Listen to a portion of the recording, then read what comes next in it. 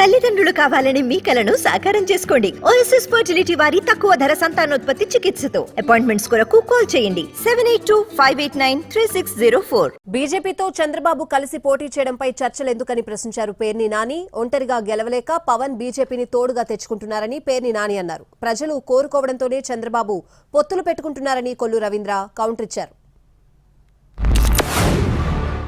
భారతీయ జనతా పార్టీతో ఎందుకు కలిసి పోటీ చేయాలో రాజకీయ చర్చలు ఎందుకు నడుపుతున్నాడు?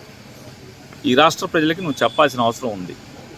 ఇవాళ భారతీయ జనతా పార్టీ కొత్తగా ఏం న్యాయం చేసింది అంటే అధికారం కోసం ఏ గడ్డైనా ఖర్చేటువంటి చర్య కాకపోతే మీ రాజకీయ అవసరాల కోసం జగన్మోహన్ రెడ్డి గారిని ప్రజల్లో గెలవలేక పవన్ కళ్యాణ్ని తెచ్చుకుని భారతీయ జనతా పార్టీని తెచ్చుకున్నా కూడా ఇవాళ నువ్వు జగన్మోహన్ రెడ్డి గారిని ప్రజల గుండెల్లోంచి ఏమాత్రం కూడా కదపలేని పరిస్థితిలో ఉన్నావని తెలుసుకోవటమే కాకుండా ఈ రాష్ట్ర ప్రజలకి భారతీయ జనతా పార్టీ, తెలుగుదేశం పార్టీ, చంద్రబాబు నాయుడు ఇద్దరు మీరు చేసిన పాపాలకి క్షమాపణలు చెప్తారా?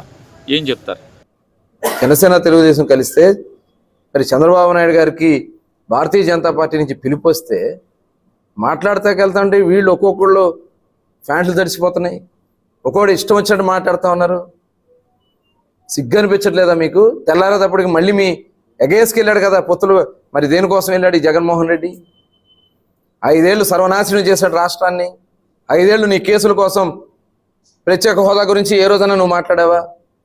25 పార్లమెంట్ సభ్యులు ఉండి కేంద్ర ప్రభుత్వం మెడలో ఉంచుతానని చెప్పినటువంటి ముఖ్యమంత్రి ఇవాళ నీకు దాదాపు 31-32 మంది ఎంపీలు ఉన్నారు కదా, నువ్వు ఏం సాధించావు?